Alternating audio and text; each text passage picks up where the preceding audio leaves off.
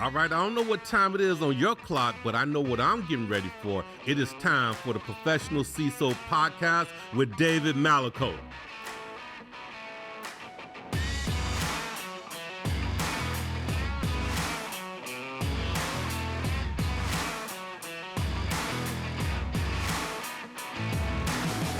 Welcome, one and all, to the Professional CISO podcast. I'm your host, David Malicoat. This show is an exploration of the topics necessary to further the CISO role. I do want to take a moment to give some shout outs to our foundation sponsors. We had a couple sponsors that came in early before we were still just an idea, and they were so gracious to help us get started. One is Interpres Security, which is a sponsor of this actual podcast, this specific episode. And the other is Quantification, Dan and Ricky over there doing hyper automation for cybersecurity operations. We appreciate their early adoption, and we look forward to giving additional shout outs to them as we go along as our foundation sponsors. And now let's talk about being a professional CISO. In today's episode, we have Will Long. He's a independent healthcare CISO. Previously, Will has spent several years performing executive-level consulting for CISOs and other executives in healthcare organizations. Prior to that, Will was the CISO at Children's Health here in the DFW area for about 5 years, I believe. Let's welcome Will Long. Thank you, David. Thanks for having me. Thanks for being here. All right, well, I always like to start out with letting the guest give us a little 1 minute, how did you get here? And I'm talking even from like a kid. Like I want to humanize the story. And so like, where did you start as a kid? What struck your fancy when it came to getting into technology and cybersecurity and things like that? Kind of give us the arc up to Children's Health and the consulting you're doing today. I think what drew me was probably computers early on. And, when most of my friends and probably kids of my age back in the day were out riding their bicycles, Will was and his friends were trying to get computers to talk to each other or messing with radios. And so I was always into electronics early on. Got my original degree in electronics engineering, big into radios and electronics. And then that led to a lot of technical roles. I got into IT and took a lot of technical roles over the years. Then I gravitated into management. I liked leading stuff and making big things happen with the technology. I moved less and less to doing hands-on stuff and had some great mentors and started moving into leadership of IT. That led to me finding a passion for security eventually along the way. And then I took progressively bigger roles in tech leadership roles and then in security roles. And that led to me really finding a passion. And then I really spent most of that career in healthcare. I was on the payer side in the tech industry for a long time. The payer side of the industry that I very strategically moved into getting with the electronic medical record and getting closer to the patients and doctors and really closer to helping people at the end of the day. Right. Through that nature of security, through that nature of securing protecting patients and patient data. Excellent. Well, welcome. It was great to have you. It's been great to get to know you over the last several weeks because I know it's been 4 or 5 weeks or whatever that we've kind of known each other, but had some great conversations and obviously look forward to more as well. Okay, so first out of the gate, just through the nature of, again, the Professional CISO podcast, what are we here to explore? What are we here to do? Do you see the need for professionalizing our role as CISOs? Absolutely. There's been a lot of change over the past 10 to 15 years, and that role has accelerated at a very fast pace. Similarly, the CIO role went through the same thing, but I would say over a longer period of time and a slower course. The CISOs have been accelerated from maybe a very important job in IT to becoming a cyber leader all of a sudden in a very short period of time. And that comes along with it being able to be an executive and be a leader. People are being thrust into the boardrooms to talk and present and do executive presentations. And it requires a skill set. I luckily had great mentors along the way. But communication skills and being able to present and executive. And one, I think the hardest things for most IT folks or people new in the cyber roles is actually translating cyber risk into business risk, because at the end of the day, it's business risk that matters. And in healthcare, it's patient safety and quality that matters. And those are that's a skill set that is sometimes tricky in certain industries, especially healthcare, is translating what a cyber risk might present to the business or ultimately the patient or quality of care. So let's double click a little bit more on the healthcare side of things. And I know you obviously mentioned it, patient safety, but what are those unique things relative to healthcare that, let's say if I'm a potential CISO looking to get into or build my career, I'm looking to take that next level step into healthcare, or I'm, somebody getting in and that's my goal. Hey, I want to be a CISO, but man, I want to be that healthcare CISO, top of the game.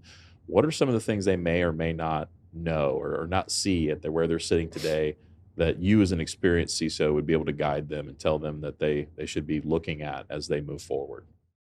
I think that, healthcare, the networks and the investments and the things that were done in healthcare kind of set them up for having older equipment, older data, older networks, older design that weren't designed in the ways that we design new, fresh networks today and equipment. And those capital investments, those things it takes to really move the needle for some organizations are a struggle to get to the places that they need to be segmenting things and so forth.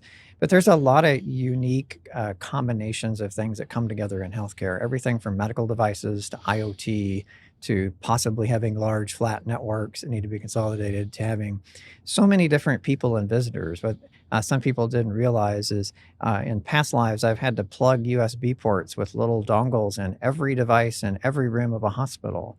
And in a lot of organizations, you don't have to go that far with security. But when you have teenagers coming in and plugging in their iPhones to charge them up into somebody's pain medication pump, that's a problem.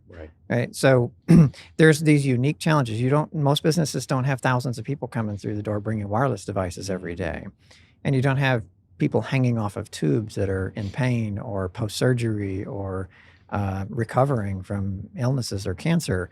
And in those settings, you have doctors and visitors and volunteers, and your workforce is very, very diverse type of workforce. And so when you start thinking about how complexity is the enemy of great security, or makes it a lot harder, healthcare is one of the most complex environments out there.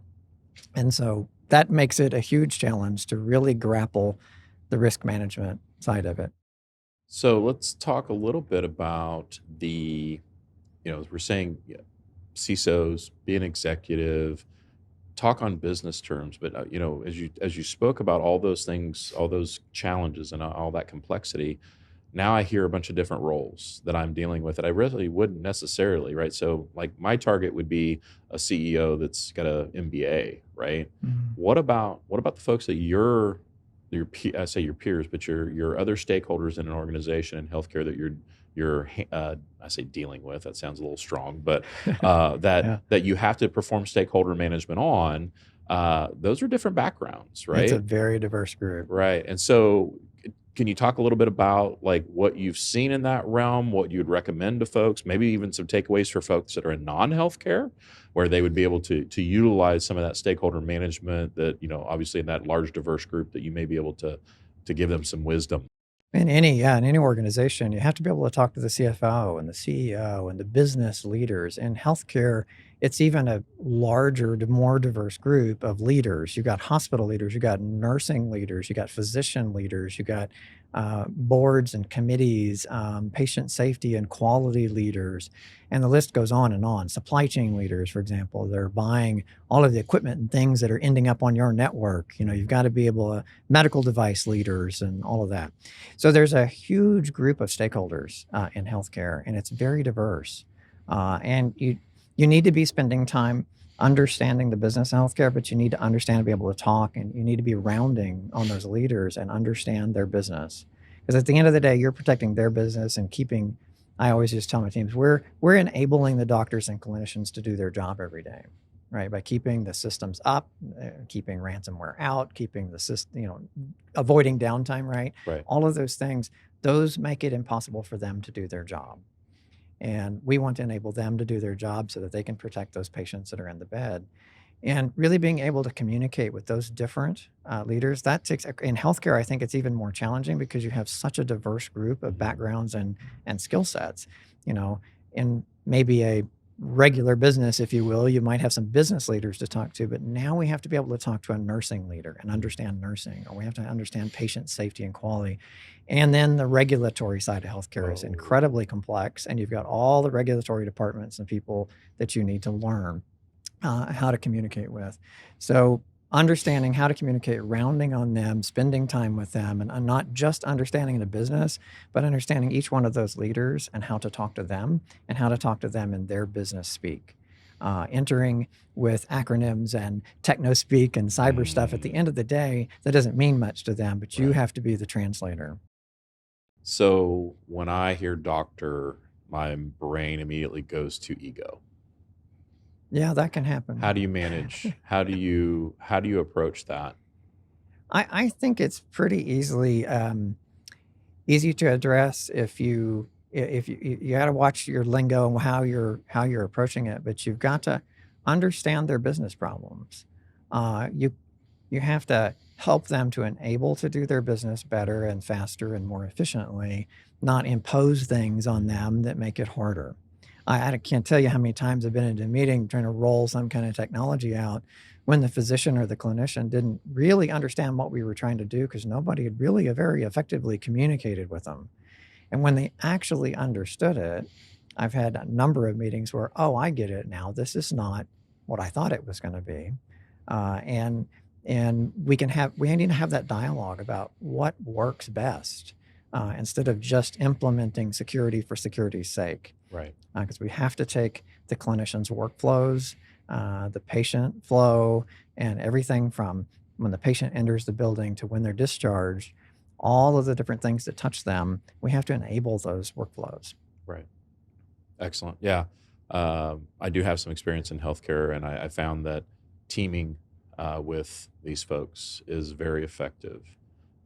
Being able to do rounds, I think, like you said, was one of the big things that, one, it was interesting to me, just generally speaking, but also the willingness to do that really spoke volumes, and you could connect with these folks a lot of times based upon that, just on that, the willingness to walk in their shoes for, one part of a round potentially.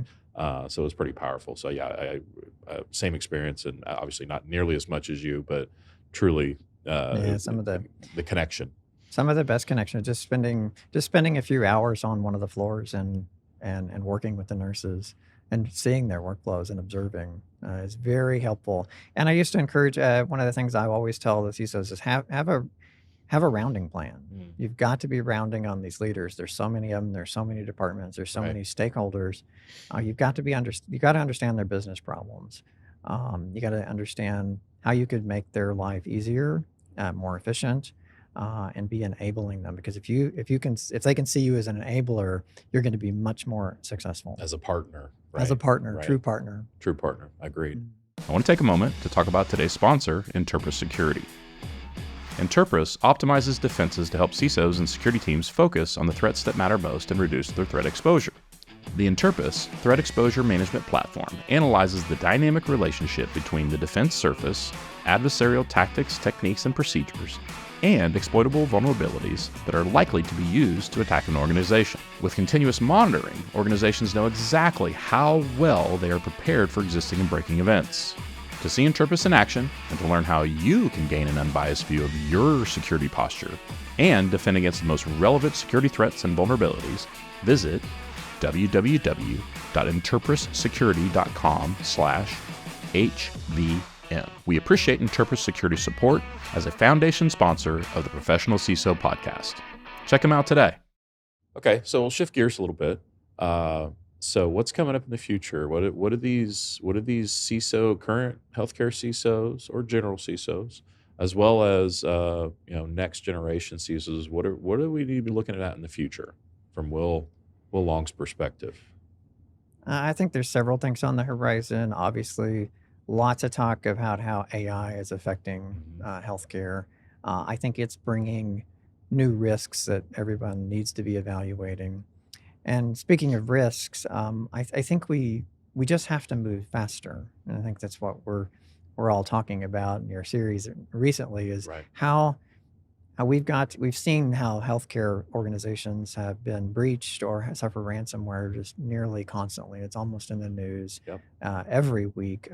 Systems that are having problems, and I think one of the root causes is all the complexity that I talked about, but it makes it hard to move fast in Right. healthcare, and the adversaries are moving faster, and they're speeding up, and they're going to use technologies like AI and others to be more efficient. We've already seen it, that they're going faster. So we have to analyze risk faster and more completely analyze risk, and not just be doing the Patch Tuesday stuff. But Right. we've got to understand the bigger picture of risk that is more encompassing. What's our gaps in visibility? What's our gaps in detection? What's our gaps in prevention? What's our gap? It's not just patch management anymore. Right. Right. And we've some healthcare has moved pretty quickly at patch management, but they're missing probably the holistic view of risk and mapping that back to threat. Most places I have consulted in, a lot of them, really struggle to understand what is the real threats and how does that all fit together. And my question to a lot of them is, are you sure you're really working on the right things? Are these really your top 10? Prioritization. Prioritization is hard. And back to the complexity in healthcare is so complex, and it's hard to make changes quickly Right. and address things quickly. And I think all of that together means that we don't move fast enough to defend ourselves, protect ourselves, mitigate those risks and gaps in healthcare. And that gives us more exposure. And then the bad actors take advantage of it every day. Those gaps. Every day. Right. Mhm. Is there unique challenges as well as specific opportunities around automation, security automation in the healthcare space? Yeah, I think both on the analyzing the risk side, automating and understanding how threats and vulnerabilities and gaps and visibility and everything else all map together so you can really set out an accurate plan to address that risk. There's also opportunities, and I've seen and done this in my own teams, how we can automate things that we do from our security operations centers, and the more and more automation that we do. My mantra was we want the SOC analysts and the people that are looking out for the bad things happening. We want them at what they would say in the medical fields. We want doctors and clinicians working at the top of their license. We want the same thing in cyber. We want the cyber operations folks and all of them to be working. We don't want them doing, every time a ticket comes in, for them to look at something, 19 tasks that they have to go do. Right. That basically we could automate. If we can get those 19 things automated, we elevate where they work. We want them thinking about the big problems, not clicking buttons, downloading log files and this, that, and the other, that we could automate behind the scenes. So we want to elevate. I use the same terms that they use in the medical field is I want my teams operating at the top of their license. If I hire them to be a senior SOC analyst, I want them being a senior SOC analyst almost all day long, Right. not half of the day being a technician. Yeah, pulled down into the drudgery, so to speak. Right. Yeah, that makes sense. Okay. So if I were, again, a burgeoning or current younger healthcare CISO, what does my upcoming development plan look like from being a professional, becoming a professional? I can't go where we are at today. I think it's very clear. So where do I need to go? What are those specific things, specifically in healthcare, that you would advise younger, aspiring and current CISOs to be doing on their development plans? One of the things I mentioned earlier was communication, both written and verbal communication skills. One of the reasons I went back and got my master's degree. It wasn't easy to do, raising kids and trying to be a CISO and go back and get a master's degree. That's tough work. But it really did help. Really being able to communicate better and effectively. I grew up as a kid hooking computers together and working on an engineering degree. I didn't go to school for liberal arts or English or Right. to learn to be an excellent writer. So being able to know where your weak spots are, whether it's writing or communication, executive presence, really I recommend all the time, find a mentor. And that's what I do sometimes. I coach CISOs and mentor CISOs in the field. And really being able to get in front and have a commanding professional executive presence in the room. You need that. The rest of the room will probably have it. They've been executives for a long time. They're on Right. boards. So you need to hone that. So find a good mentor is what I always tell everybody, and ways to hone that skill. So my thought process goes toward imposter syndrome relative to that. So any tips on getting, into and or challenging yourself with the imposter syndrome side of things? If I'm not a command presence, because I can tell you, we had this discussion just prior to this, which you said was a challenge for you, that you're at times you feel like you're maybe not the strongest speaker, right? You can't stand up in front of a room and command it. You need a mic, right? I think is what you said. From a voice perspective. Right, from a voice perspective, not from, no, you command a room, I can tell you. So that seemed like a challenge, right? So did you have imposter syndrome at one point? How did you get over it? Besides the mentor, like what was your internal process of getting yourself there? Not really. I lucked out that I had a really good mentor back when I was on the payer side of the industry, even before I started working on the provider side of healthcare. Had a great mentor that started dragging me into the boardroom at a young age. And so that really helped open my eyes to that and learning how to, I think one of the things that when I coach CISOs and stuff, one of the things I tell them, we've got to learn how to talk risk, not talk cyber. And I tell most of them, leave cyber at the door when you go in the boardroom. It's not about cyber anymore. It is about business risk. And if you take cyber and true cyber stuff into the boardroom, it's going to be a challenge. And you'll probably lose, and you're probably not going to get the funding for what you want. You're going to get slaughtered. You've got to, and it's a hard skill. And one of the things I also learned over the years is a lot of people that didn't grow up in risk management. One of the great backgrounds that I had is I grew up on the insurance side of the industry. So in the insurance side of the industry, we knew how to talk about risk. Right. When I came over to the provider side of the industry and started working with IT teams outside of that industry, I quickly learned that a lot of people don't even use the terminology correctly. Right. And we don't talk about vulnerabilities and threats and risks and all of these terms that we use in risk management. Sometimes they get used wrong.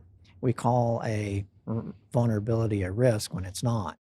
And so I had the luxury of working in the risk side of the industry first, and then came over into the provider side of the industry. And I really encourage CISOs to really understand risk management holistically, be able to speak that, because those business leaders that are in those executive committees or in those boardrooms, they're going to be talking in business speak and business risk speak. And at the end of the day, they're managing business risk. They're not managing cyber risk. At the end of the day, they're not managing ransomware. Right. They're managing their systems are down, patients are going to get harmed, financial losses, brand damage, on and on and on. They're not managing those cyber things. Those cyber things are just the cause. They're not the loss event that they're managing. What will it look like? Well, one is cyber risk quantification possible in the healthcare space? And if it is, what does that look like?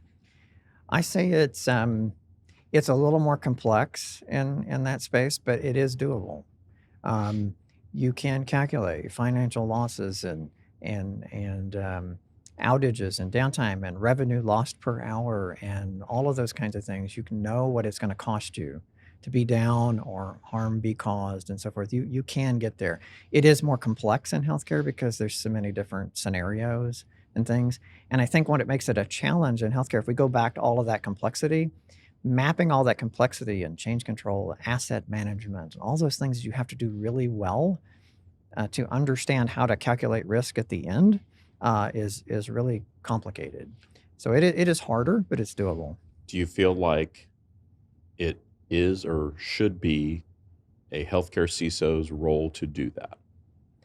I think they have to partner, probably in healthcare, they have to partner a lot with the insurance team or the compliance team or the risk management teams or risk management committees.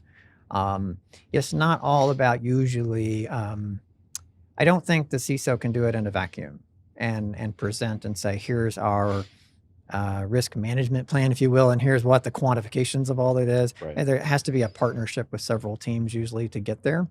The CISO is probably not going to have the data on some of the financial loss stuff and things and what those might be. They might make some guesses at it, but they need to partner with the right teams to get that quantification put together. If I were a CISO that was not doing cyber risk quantification today, healthcare specifically or not, what would be your recommended first steps of maybe how to get started in their programs? In order to quantify the risk, you really have to be able to, you have to start with threats. You have to know what your threats are, what your losses could be. You kind of got to do the whole threat modeling map all the way from threats to losses. Because at the end of the day, when you're managing business risk, you're managing the loss of something or the event, right? So it's a loss of brand damage. It's a patient harm or outages, revenue per hour lost, things like that. It's all financial or physical loss type things that you're trying to, the risks at the end of the day. And you have to start with the whole threat modeling down to what those events are that could cause a loss. And then you can get to the point of actually now quantifying those. So if I lose 1,000 records or if I lose 1 million records in healthcare, what does that cost me, right? And what are the scenarios? What are the things that could cause that? And understanding and doing that modeling, I think, really is a first good step. Excellent. Yeah, great. And I appreciate that. I know it's a little bit of a curveball, but I like when my guests say certain things, and I like to, highlight those. And I believe cyber risk quantification is coming for us. It is a path that we need to take. I always like to hear the smart people talk about what their perspective is now, and then where we're headed for the future. Mm-hmm. So next, we get to humanize the story a little bit. So we're going to go with our 10 questions. So I got a series of questions that I like to ask folks, and it gets us in a place where we get our listeners to connect with you. So I'll get started. What is your favorite word? Oh my. Now, keep in mind, it is a little bit of a test because he has not seen these questions yet. Yeah, that's true. I don't know. I say keep it simple a lot. So maybe simple. Opposite of complex. Right? I like simple. What is your least favorite word? Well, we'll go with complexity. It's probably the thing we hate the most, right? In cyber. Right. What area of your work do you find most interesting? Probably the most interesting is actually building something that we actually can measure the reduction and see the reduction in risk. It's pretty rewarding when you can measure it and see it. What area of your work is the most challenging for you? I would say probably dealing with third-party risk management, vendors and third-party risk management. In healthcare, very challenging. Yep. No good standards for that. Yep. Pretty challenging space. Understood. What sound or noise do you love? Well, I play the piano, so probably piano. Nice. Very nice. What sound or noise do you hate? I really dislike the whole chalkboard and styrofoam rubbing together stuff. Understood. Those noises are very annoying. What is your favorite curse word? Probably shit, because I probably, we have oh shit moments a lot. We say that a lot in cyber, probably. Yeah, So, well, we do for sure. What profession other than your own would you like to attempt? I like public speaking a lot. So probably something in that space where I'm speaking more and in front of people more. Got it. What profession would you not like to do? Probably, well, oddly enough, probably acting. I love speaking, but Right. acting But perplexes you're not a me. pretend guy. Yeah. Got it. Then finally, If heaven exists, what would you like your God to say to you when you arrive at the pearly gates? Probably, good job, helping so many people at the end of the day. Like it. Love it. Well, I appreciate your time today. It's been an absolute pleasure. So in this episode, we covered, obviously, healthcare CISO and some of the tips and tricks around that. We covered risk management for sure. We covered what are some of the future things you need to be looking at, some of the challenges around healthcare cybersecurity, how to partner with your healthcare partners inside, stakeholder management, of course. So, colleagues and friends, I renew the call. We must professionalize the role of the CISO. In the meantime, I wish you health, happiness, and success in your pursuit of becoming the professional CISO. Let's do this. We're professionalizing the CISO role, so please subscribe to the Professional CISO podcast.